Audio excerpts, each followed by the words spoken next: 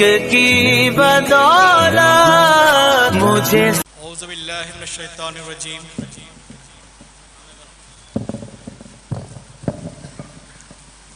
بسم اللہ الرحمن الرحیم الحمد للہ رب العالمین الرحمن الرحیم اللہم صلی علی سیدنا محمد وعلی آلہ وصحبہ افضل صلواتک وعدد معلوماتک وبارک وسلم اللہم صلی علی سیدنا محمد وعلی آلہ وصحبہ افضل صلواتک وعدد معلوماتک وبارک وسلم اللہم صلی علی سیدنا محمد وعلی آلہ وصحبہ افضل صلواتک وعدد معلوماتک وبارک وسلم۔ حضرت محدث دکن رحمۃ اللہ علیہ کی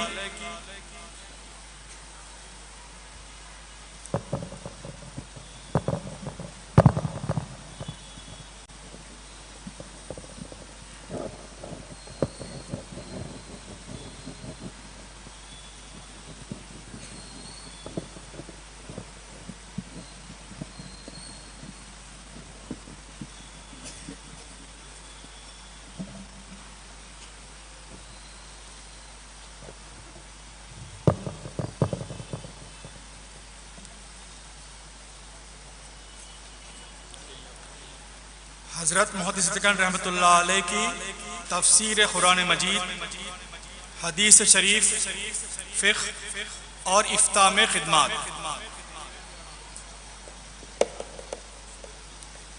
حضرت ابو الحسنات محدث دکن رحمۃ اللہ علیہ ایک عظیم محدث، جلیل قدر مفسر اور بلند پایہ فقیہ ہیں۔ آپ تمام علوم و فنون میں درجہ امامت پر فائز ہیں۔ آپ شریعت و طریقت دونوں کے پیشوا ہیں۔ آپ کی تحریر و تقریر نے علم کی طلب رکھنے والوں کی پیاس بجھائی اور انہیں سچائی کا راستہ دکھایا۔ آپ نے سالکان راہ حق کو مقصد کی حقیقت سے واقف کرایا اور انہیں منزل تک پہنچایا۔ اللہ تعالیٰ نے حضرت محدث دکن رحمۃ اللہ علیہ کو جن کمالات اور صلاحیتوں سے نوازا، آپ نے ان سب کو دین کی تبلیغ و اشاعت کے لیے استعمال کیا۔ آپ کی شخصیت لوگوں کے لیے ایک مرجع، جہاں لوگ اپنی ضروریات اور مسائل لے کر حاضر ہوتے تھے اور آپ ان کی رہنمائی فرماتے تھے۔ آپ کے کردار و عادات میں اسلاف کی روشنی جھلکتی تھی۔ آپ کی گفتگو علم و معرفت کے خزانے سے بھرپور ہوتی تھی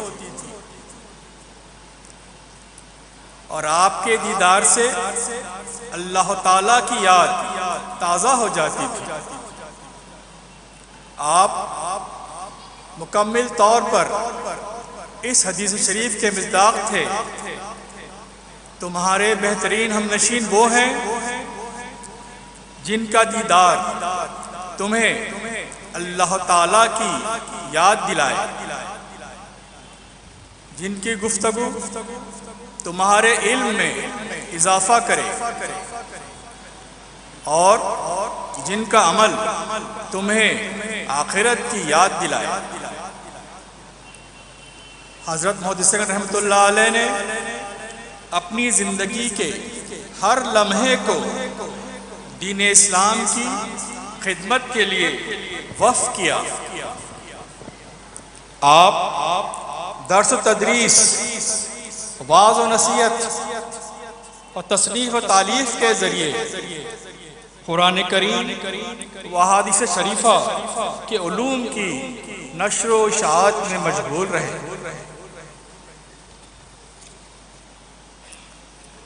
مریدوں کے احوال کی اصلاح، ان کے دلوں کو پاکیزگی اور روحوں کو جلا بخشنے کے لیے آپ نے دن رات جد و جہد کی۔ آپ کی تصانیف امت کی رہنمائی کے لیے بہترین ذریعہ ہیں، جو عقیدہ و عمل کی تاریکی کو دور کرتی ہیں۔ آپ کی کتابوں کا مطالعہ دل کو سکون اور اطمینان بخشتا ہے اور ہر فرقہ دل میں اثر کرتا ہے۔ اللہ تعالیٰ نے حضرت محدث دکن علیہ الرحمہ کو رشد و ہدایت کا عظیم منصب عطا فرمایا۔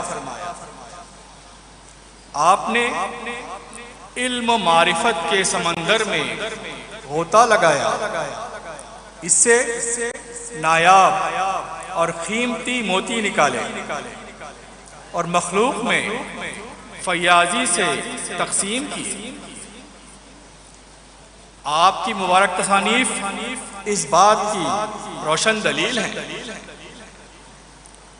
چونکہ آپ کی فکر فن کی بنیاد خلوص اور اللہ تعالیٰ کی رضا پر تھی، اس لیے اللہ تعالیٰ نے آپ کی کتابوں کو شہرت مقبولیت عطا فرمائی۔ آپ کی تصانیف کی خصوصیات یہ ہیں: عام فہم اسلوب، یعنی سب کے آسانی سے سمجھ میں آ جائے، زبان میں روانی، مضمون سے حاصل ہونے والے نتائج نہایت واضح، یعنی آپ جو بات سمجھانا چاہتے تھے وہ لوگ چاہے عالم ہو یا عام آدمی سب کی سمجھ میں آسانی سے آ جاتی تھی۔ قرآن کریم اور حدیث شریف پر مبنی تفہیم، بزرگوں کے اقوال سے تشریح، واقعات و حکایات کے ذریعے وضاحت۔ آپ نے دیکھا ہوگا آپ کی کتابوں میں اکثر جا بجا حکایات و واقعات ملتے ہیں جو ہمیں دین کے مسئلوں کو آسانی سے سمجھنے میں مدد دیتی ہیں۔ جہاں جہاں مناسب ہو آپ اشعار کے ذریعے بھی اپنی بات سمجھاتے تھے۔ آپ نے علم و معرفت کے تمام شعبوں میں اپنی خدمات انجام دی، جیسے تفسیر، حدیث شریف، فقہ، ادب، تصوف وغیرہ۔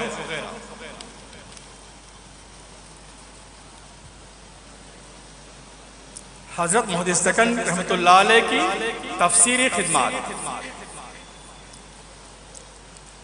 حضرت محدث دکن رحمۃ اللہ علیہ کی علمی جلالت کا یہ عالم تھا کہ جب آپ علوم سے فارغ ہوئے تو آپ کے والد محترم حضرت مولانا حافظ سید مظفر حسین نقشبندی رحمۃ اللہ علیہ نے آپ کو علماء کرام کے روبرو پیش کیا۔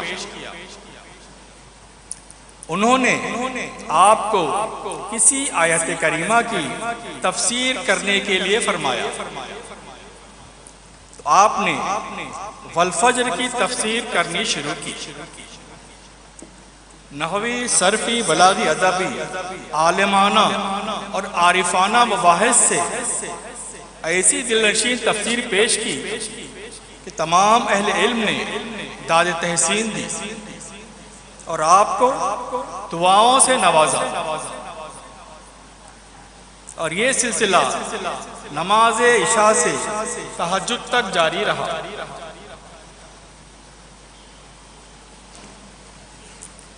حضرت محدث گنج رحمۃ اللہ علیہ نے اپنی تمام کتابوں میں عنوانات اور موضوعات کے لحاظ سے قرآنی آیات ذکر کر کے ان کی بہترین تشریح فرمائی۔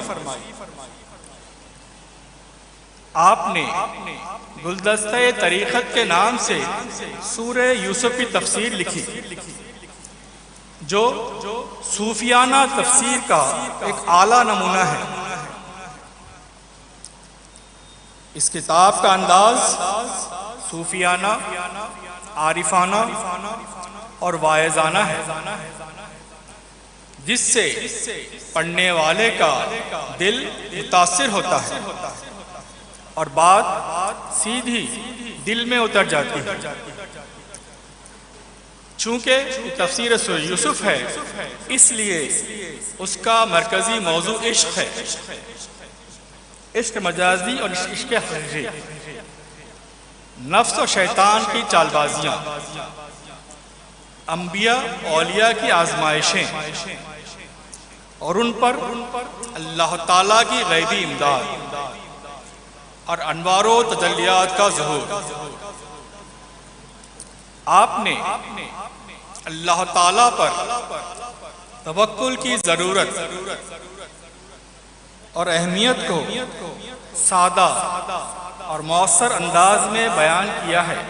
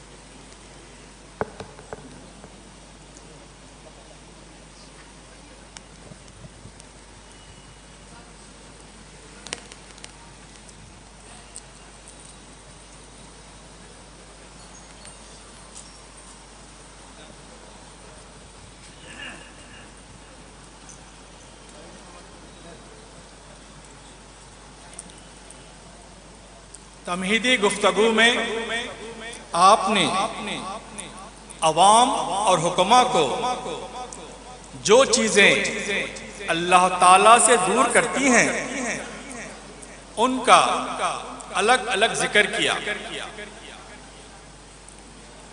اور وہ دو چیزیں نفس اور عقل ہے۔ عوام کو ان کا نفس دھوکے میں ڈالتا ہے، جبکہ حکماء کو ان کی عقل اور اس سے پیدا ہونے والا غرور اللہ تعالیٰ سے دور کرتا ہے۔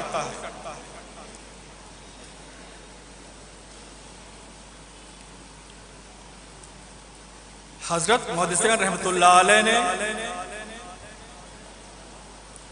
الف لام را کی وضاحت کرتے ہوئے بتایا کہ یہ حروف حکماء کے لیے ایک چیلنج ہے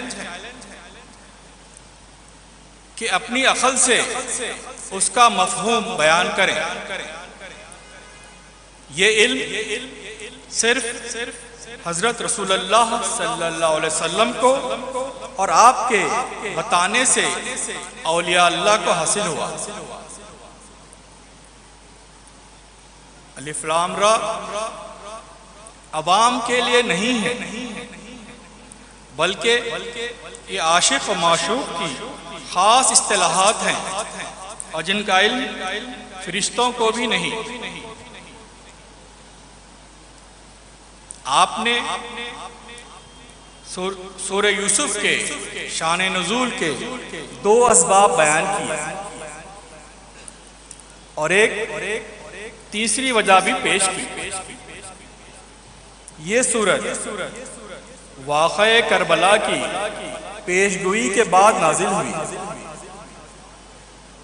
تاکہ حضرت رسول اللہ صلی اللہ علیہ وسلم کو تسلی دی جا سکے کہ حضرت یوسف علیہ السلام پر بھی ان کے بھائیوں نے ظلم کیا۔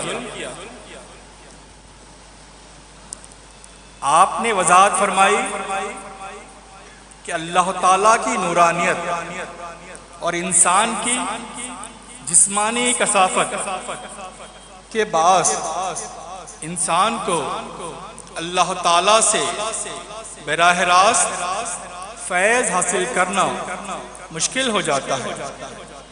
اس لیے اللہ تعالیٰ نے حضرت رسول اللہ صلی اللہ علیہ وسلم کو واسطہ بنایا جو شان نورانیت اور شان بشریت دونوں کے کمالات کے جامع ہیں۔ حضرت محدث دکن رحمۃ اللہ علیہ کی حدیثی خدمات۔ حضرت محدث دکن رحمۃ اللہ علیہ کی علمی خدمات میں سجاعت المصابی کو خصوصی مقام حاصل ہے۔ اسی کے بعد آپ کی شخصیت بطور محدث دکن مشہور ہوئی۔ حضرت مولانا ابو الوفا سید محمود افغانی رحمۃ اللہ علیہ بانی احیاء المعارف نعمانیہ نے حضرت محدث دکن کے وصال کے موقع پر آپ کی خدمت اور حدیث شریف کے میدان میں آپ کی خدمات کو خراج تحسین پیش کرتے ہوئے کہا، حضرت محدث دکن رحمۃ اللہ علیہ حضرت رسول پاک صلی اللہ علیہ وسلم کے روحانی پیام اور الہی مشن کو آگے بڑھانے کے لیے اس دنیا میں تشریف لائے۔ آپ کی پوری زندگی اللہ تعالیٰ کی خوشنودی کے لیے وقف تھی۔ آپ کا نصب العین یہ تھا کہ اللہ تعالیٰ سے بندے کے رشتے کو مضبوط کیا جائے اور خلق سے ما سوا اللہ تعالیٰ کی نفی کی جائے۔ اس فنا اور بقا، نفی اور اثبات کا نتیجہ یہ ہوا کہ اللہ تعالیٰ سے وابستگی کے بعد ساری دنیا ان کے قدموں تلے آ گئی اور آپ ایک زندہ جاوید ہستی بن گئے۔ آپ اپنی تعلیمات، یقین محکم، عمل فہم اور حب حقیق کے ذریعے فاتح عالم بنے، انسانوں کے دلوں کو ذکر الہی سے گرمایا، ایمان کی تازگی بخشی، سنت نبوی صلی اللہ علیہ وسلم کا احیاء کیا اور عام والی مسجد حسین علم میں بیٹھ کر 40 سال میں ایسی مایہ ناز کتاب سجاعت المصابی لکھی جو عالم اسلام میں پڑھی اور پڑھائی جا رہی ہے۔ عالم اسلام آپ کے اس تجدیدی کارنامے پر جتنا فخر کرے کم ہے۔ سجاعت المصابی کی تالیف اور بشارت نبوی۔ حضرت محدث دکن رحمۃ اللہ علیہ اللہ تعالیٰ کی مدد اور حضور پاک صلی اللہ علیہ وسلم کی عنایت سے علم حدیث شریف میں یہ عظیم کارنامہ انجام دیا۔ آپ خود ارشاد فرماتے ہیں، مشکات کے بے نظر غیر مطالعے کے بعد میرے دل میں اکثر یہ بات رہا کرتی تھی کہ مشکات کی طرز پر ایک کتاب لکھوں جس میں امام اعظم حضرت ابو حنیفہ نعمان علیہ رحمۃ الرضوان کے مسلک کو اختیار کروں، مگر میری بے بضاعتی مجھے اس مرتبے کے حاصل کرنے سے روک رہی تھی۔ اسی زمانے میں میں نے خواب دیکھا کہ روز رسالت کے درخشاں آفتاب، شب تاریک کے منور مہتاب، نور ہدایت اور تاریکیوں کے روشن چراغ، ہمارے پیارے اور محبوب آقائے نامدار حضرت نبی اکرم صلی اللہ علیہ وسلم تشریف فرما اور جلوہ فروز ہوئے اور سلام فرمایا۔ میں نے سلام کا جواب عرض کیا، میری جان آپ پر قربان، آپ نے اپنے سینے مبارک سے جو علم اور حکمتوں کا سرچشمہ ہے چمٹا کر گلے سے لگا لیا۔ جب میں نیند سے خوش خوش بیدار ہوا تو اس نعمت پر اللہ تعالیٰ کی حمد کی اور اس کا شکر ادا کیا۔ الغرض اس نیک اور مبارک خواب سے میرا سینہ کھل گیا اور اس کام کی تمام مشکلات مجھ پر آسان ہو گئی، اور میں نے اس کتاب کی تکمیل و تالیف کا عزم کر لیا اور اس کے لکھنے کے لیے کمر ہمت باندھ لی۔ بحمداللہ میں نے اس کتاب میں ہر حدیث شریف کے درس کرتے وقت ضرور حضرت رسول اللہ صلی اللہ علیہ وسلم پر درود بھیجا ہے، اور میں نے زجاجۃ المصابیح اس کتاب کا نام تجویز کیا ہے۔ حضرت محدث رحمۃ اللہ علیہ فرماتے ہیں، صاحبو اگر آپ دین کی حقیقت معلوم کرنا چاہتے ہو تو زجاجۃ المصابیح کا مطالعہ کرو، پھر اس پر عمل کر کے دیندار کہے جانے کے لائق بنو۔ تمام زجاجۃ المصابیح کو پڑھنے کے بعد آپ کا علم الیقین عین الیقین پہنچ جائے گا کہ حضرت رسول اللہ صلی اللہ علیہ وسلم بے شک خاتم النبیین ہیں، آپ کے بعد کسی نبی کی ضرورت نہیں۔ انسان کی دنیا اور آخرت درست کرنے کے لیے جس چیز کی ضرورت تھی وہ آپ کامل طور پر بیان فرما دیے ہیں، اور وہ سب زجاجۃ المصابیح میں آ گیا ہے۔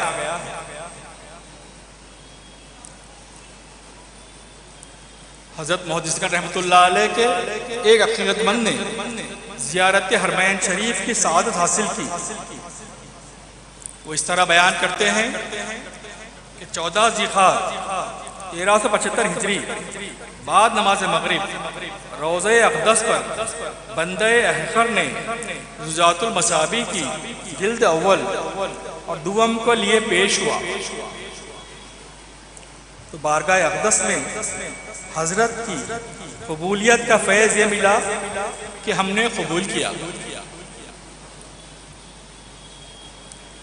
حضرت مولانا سید عبدالرؤوف مصافی نقشبندی رحمۃ اللہ علیہ جو حضرت محدث دکن کے بھانجے اور داماد ہوتے ہیں اور ہمارے پھوپھا، وہ فرماتے ہیں کہ راقم ناچیز نے بھی بفضل تعالی حضرت محدث دکن رحمۃ اللہ علیہ کے فیض توجہ سے عالم رویا میں آقائے نامدار حضور پرنور رسالت مآب صلی اللہ علیہ وسلم کی زیارت سے یوں مشرف ہوا کہ ایک مقام دلکشا میں جناب حضرت رسول اللہ صلی اللہ علیہ وسلم مائے صاحب کرام رضوان اللہ تعالی علیہم اجمعین اور دیگر اولیاء اعظام رونق افروز ہیں، اور حضرت رسول اللہ صلی اللہ علیہ وسلم نے خود دستے مبارک سے حضرت محدث دکن رحمۃ اللہ علیہ کو ایک نورانی تاج پہنا رہے ہیں۔ اس تاج کی تابانی اور درخشانی اس درجے نظروں کو چکاچون کر رہی تھی کہ حضرت محدث گن رحمۃ اللہ علیہ کا روئے مبارک دکھائی نہیں دے رہا تھا۔ یہ منظر نور علی نور کا مصداق تھا۔ کتاب زجاجۃ المصابیح کے اختتام پر اس رویا صادقہ کی تعبیر اس کے سوا اور کیا ہو سکتی ہے کہ جس کی مقبولیت منزلت سے حضرت محدث دکن کے وابستگان کو مطلع کیا گیا۔ زجاجۃ المصابیح کو جامع نظامیہ اور اس جیسے دینی مدارس میں بڑی اہمیت کے ساتھ پڑھایا جاتا ہے۔ اس کتاب کے متعلق علماء کرام کا کہنا ہے کہ حضرت محدث دکن نے اس تصنیف کے ذریعے حنفی علماء پر واجب فرض ادا کر دیا۔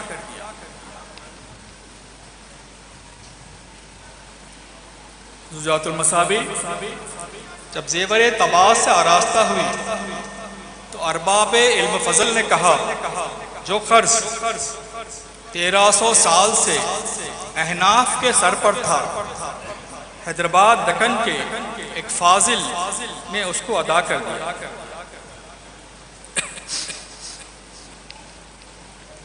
حضرت محدث دکن رحمۃ اللہ علیہ نے مشکات شریف کے بغور مطالعے کے بعد اس امر کی شدید ضرورت محفوظ فرمائی کہ جس طرح مشکات شریف مسائل کے لحاظ سے شافعی حضرات کے لیے احادیث نبوی صلی اللہ علیہ وسلم کا ایک بہترین مجموعہ ہے، بالکل اسی طرح ان احادیث کو بھی یکجا کیا جائے جن پر فقہ حنفی کی بنیاد ہے۔ اللہ تعالیٰ ان اہل علم حضرات کی صحیح کو مشکور فرمائے جنہوں نے اس موضوع پر قلم اٹھایا اور بہترین انداز سے حنفی احادیث جمع فرمائی، لیکن مشکات جیسی جامعیت میسر نہ ہوئی۔ ایسی عظیم الشان کتاب کی تالیف اللہ تعالیٰ نے حضرت محدث دکن رحمۃ اللہ علیہ کے حصے میں رکھی تھی، چنانچہ حضرت نے بتائید غیبی اس کام کا بیڑا اٹھایا جس کا اظہار آپ نے اپنی کتاب زجاجۃ المصابیح کے دیباچے میں فرمایا ہے اور اس کو پائے تکمیل تک پہنچایا۔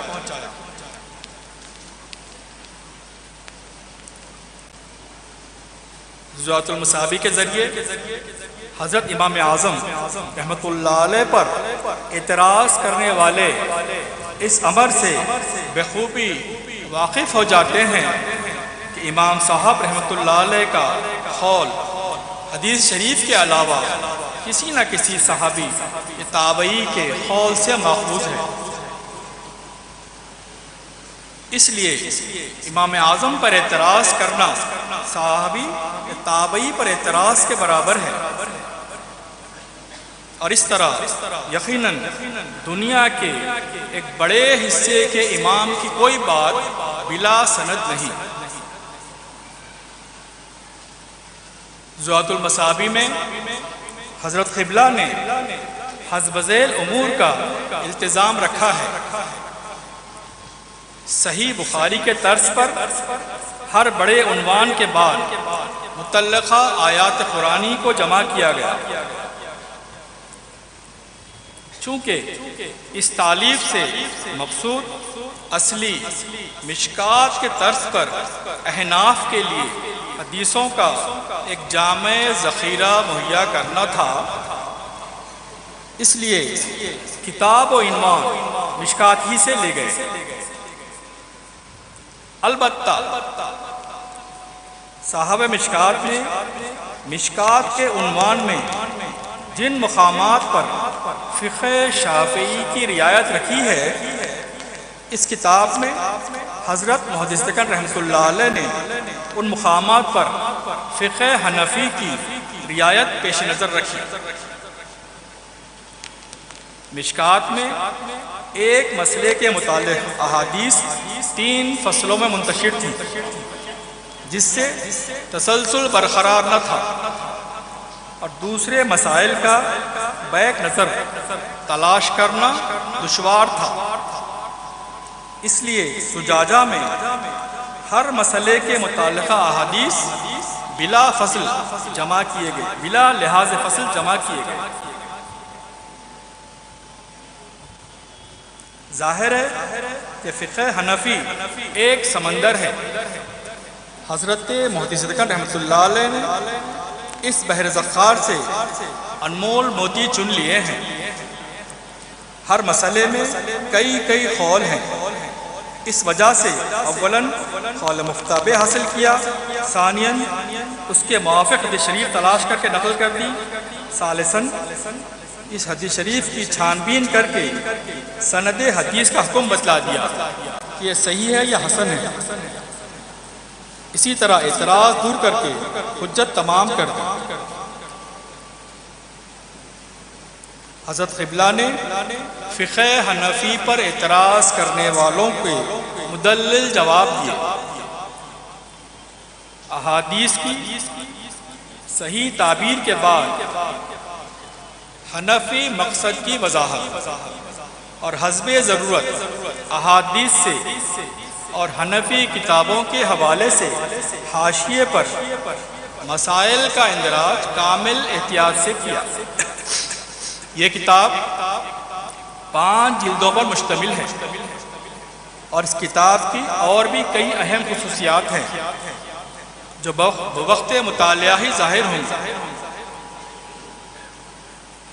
مختصر یہ کہ جس طرح مشکات شافعی مذہب والوں کے لیے ایک نعمت ہے، بالکل اسی طرح یہ کتاب حنفی حضرات کے لیے ایک بہترین اور نادر تحفہ ہے۔ فقیہ حضرات مولانا ابو نصر محمد اعظم بنابادی حربی رحمۃ اللہ علیہ نے حضرت محدث دکن رحمۃ اللہ علیہ کی خدمات جوات شریف کی تعریف کرتے ہوئے اس انداز میں حضرت قبلہ کے لیے خراج تحسین پیش کیا ہے۔ اللہ تعالیٰ آپ کو جزائے خیر عطا فرمائے۔ آپ کے کمال عنایات سے زجاجہ کی 2 جلدوں کے بعد ذوات المصابیح کی جلد سوم کے 3 نسخے وصول ہوئے، جو میرے لیے بعض صد مسرت ہیں۔ اس اصولی پر مجھ جیسے خاسر و عاجز نے جس قدر اللہ تعالیٰ کی حمد اور آپ کا شکر ادا ہو سکتا ہے کیا۔ اللہ تعالیٰ آپ پر اپنی برکات نازل فرمائے، اور بے ساختہ یہ کلمات ذوات المصابیح کی توصیف میں میری زبان سے نکل پڑے۔ ہر قسم کی تعریف اس اللہ بزرگ برتر کو زیبا ہے جس نے دین کے آثار کو زندہ کرنے والے افراد کو غرض وجود میں لایا، اور درود و سلام ہو ذات اقدس صلی اللہ علیہ وسلم پر جس نے ہر زمانے میں ہم کو مجددین کے ظہور کی خوشخبری سے سرفراز فرمایا، اور درود سلام ہو آپ کی آل پر جو ہدایت کرنے والے ہیں اور ہدایت یافتہ ہیں۔ زجاجہ کی 2 جلدوں کی تدریس نے میری آنکھوں کو ٹھنڈک بخشی، اور تیسری جلد کی وصولیابی میرے لیے وسعت قلب اور انشاء صدر کا موجب ثابت ہو رہی ہے، جو حقیقت میں صحیح ترین حدیثوں کا منبع ہے۔ اور ایسا محسوس ہو رہا ہے کہ مجھے ایک ایسا بحر زخار حاصل ہو گیا جو میرے لیے بالکل کافی ہے۔ احناف کے لیے واضح حجت ہے، جہالت اور تنقید کی بیماریوں کے لیے قانون ہے، اور بعض فوائد ناشر نے تعارف کتاب میں واضح کر دیے ہیں۔ اس سے آگاہی مطالعے کے بغیر حاصل نہیں ہو سکتی، جبکہ پڑھنے والا ہمتن گوش بن کر قلب حاضر کے ساتھ مطالعہ کرے، بشرط کہ انصاف پیش نظر ہو۔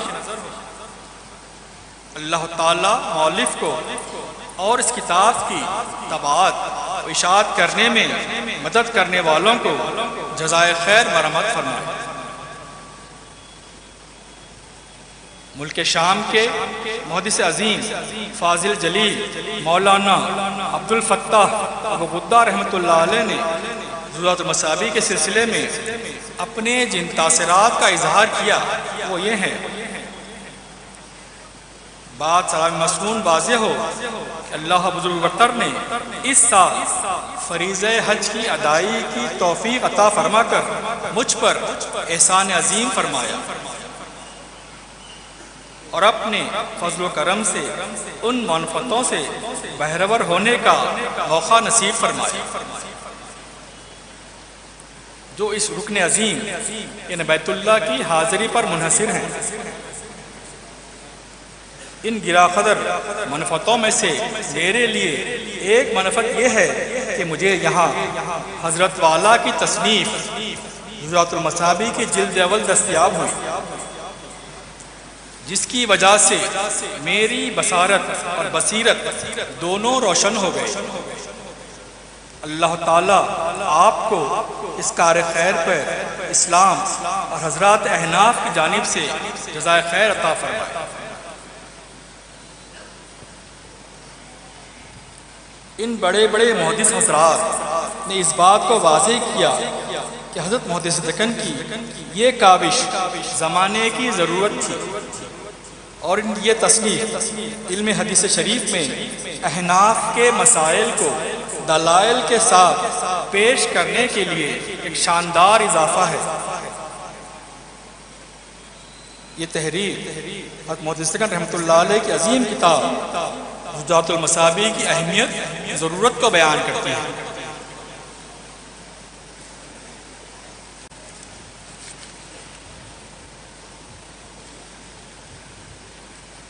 اس میں واضح کر دیا گیا کہ اس کتاب کی تالیف کا مقصد فقہ حنفی کی بنیاد پر قائم احادیث شریفہ ایک جگہ جمع کرنا تھا تاکہ علماء اور عوام دونوں کو شرعی مسائل کے دلائل تک آسانی سے رسائی حاصل ہو۔ ضروریات المصابیح کی اہمیت۔ حضرت محدث دکن رحمۃ اللہ علیہ کی علمی خدمات بے حد عظیم ہیں۔ خاص طور پر آپ کی کتاب ضروریات المصابیح کو فقہ حنفی کی حمایت اور احادیث کی جامعیت کے لحاظ سے بہت اہم سمجھا جاتا ہے۔ ایک فاضل دین نے فرمایا کہ اس کتاب کی اصل اہمیت حضرت امام مہدی رضی اللہ عنہ کے زمانے میں ظاہر ہوگی، کیونکہ حضرت امام مہدی فقہ حنفی کے مطابق اجتہاد کریں گے۔ ضروریات المصابیح 5 جلدوں میں 92 کتابوں اور 723 ابواب پر مشتمل ہے اور اس میں احادیث شریفہ کے مختلف ذخائر سے استفادہ کیا گیا ہے، جن میں سیاستہ کے علاوہ دیگر کتب حدیث شریف شامل ہیں، جیسے مسند امام اعظم، موطا امام مالک، موطا امام محمد، مسند امام احمد وغیرہ۔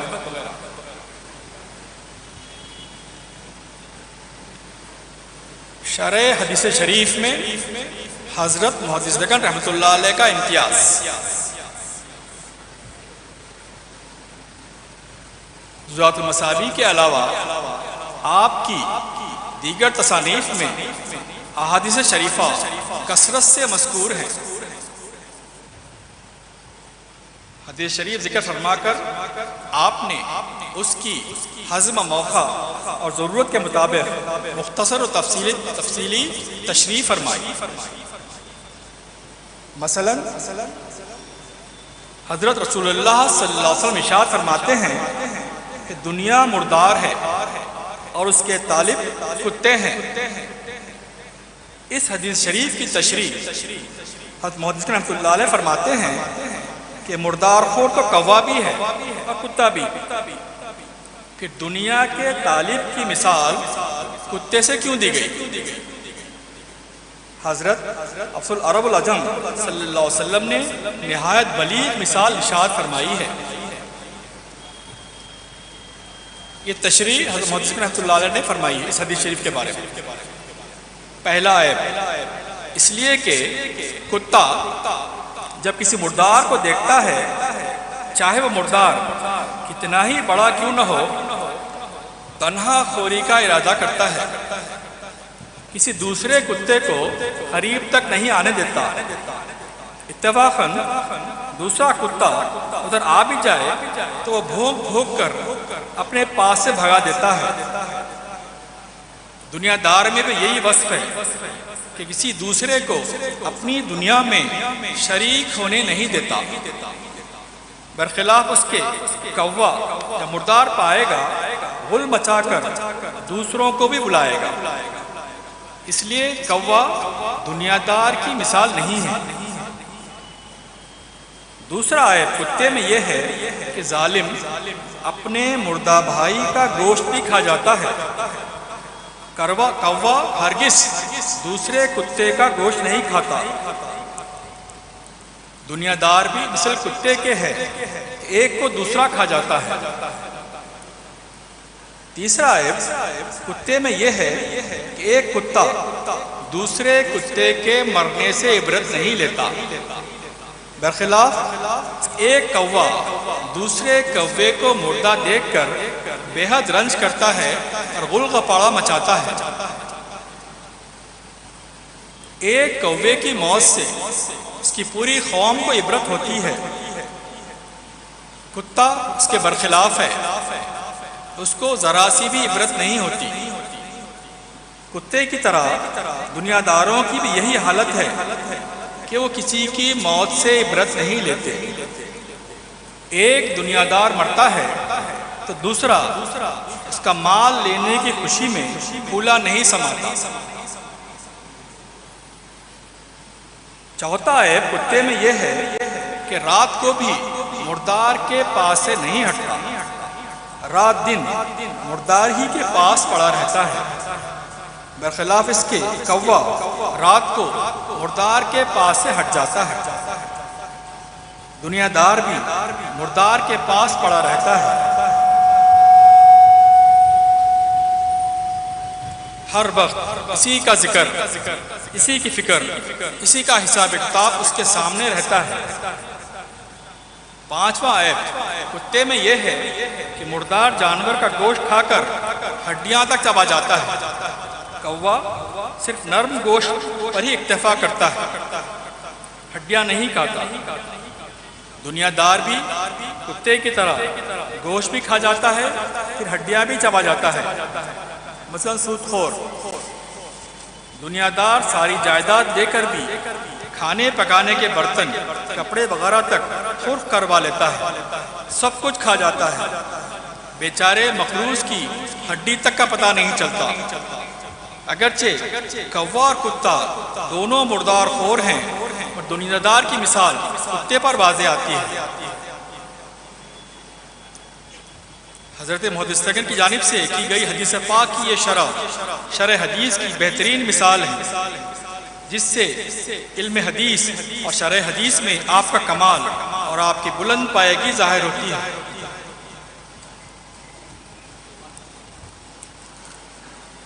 فقہ و افتاء میں حضرت محدث رحمۃ اللہ علیہ کی خدمات۔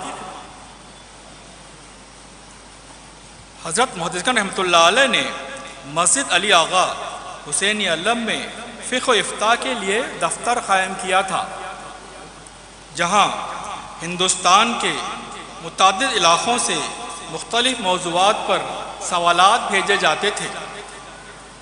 بطور خاص پیچیدہ فقہی مسائل پوچھے جاتے تھے۔ حضرت محدث رحمۃ اللہ علیہ نے اپنے قلم سے فتویٰ جاری فرماتے ہوئے دستخط ثبت فرماتے۔ چنانچہ ہمارے گھر میں حضرت دادا جان قبلہ رحمۃ اللہ علیہ کے قلم سے صادر فتاویٰ کا ریکارڈ موجود ہے۔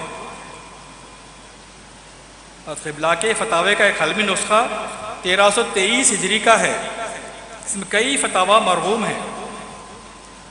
یہ وہ زمانہ ہے کہ ابھی جامع نظامیہ میں باقاعدہ دارالافتاء کا قیام عمل میں نہیں آیا تھا۔ اس وقت حضرت دادا جان قبلہ کی عمر شریف صرف 31 سال ہوتی ہے۔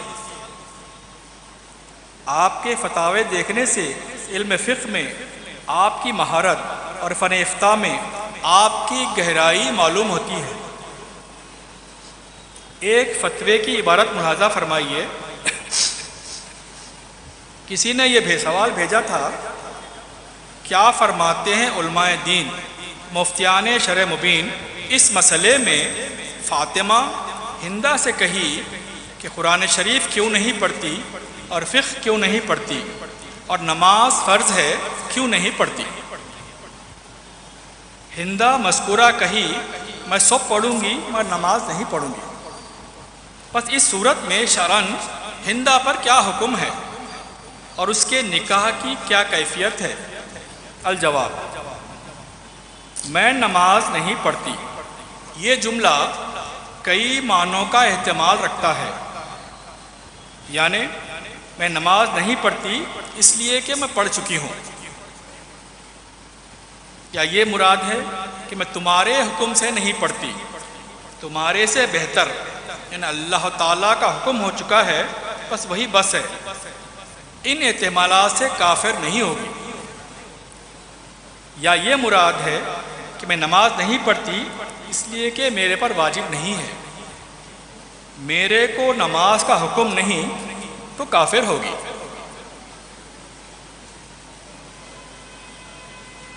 لیکن ہم اس خاص مسئلے میں ہندہ کی تقریر پر نظر ڈالتے ہیں تو جانب کفر راجع معلوم ہوتا ہے، اس لیے ہندہ کو چاہیے کہ توبہ اور استغفار کے بعد نماز پر مداومت کرے اور تجدید نکاح بھی ہونا چاہیے۔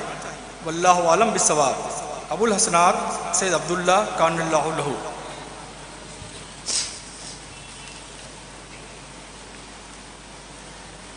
حضرت قبلہ کا فتویٰ نویسی میں بلند مقام ہے، اور یہ بھی ظاہر ہوتا ہے کہ فتویٰ نویسی میں کمال درجے کی احتیاط ملحوظ رکھنا چاہیے۔ جب بندے مومن سے کوئی کلمہ صادر ہو تو مفتی اس پر حکم لگانے میں جلد بازی نہ کرے، بلکہ اس کے کتنے معانی اور احتمالات ہو سکتے ہیں اس پر نظر کر کے آخرت کی جواب دہی کو پیش نظر رکھ کر فتویٰ صادر کرے۔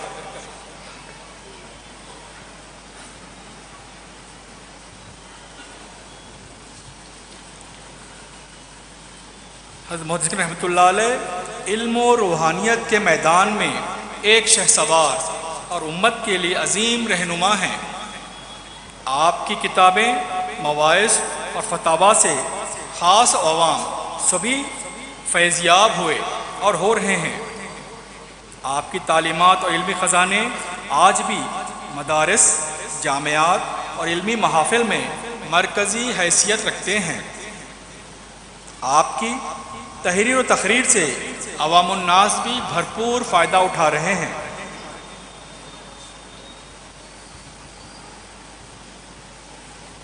حضرت محدث رحمۃ اللہ علیہ کی فقہی و حدیثی خدمات بے مثال ہیں۔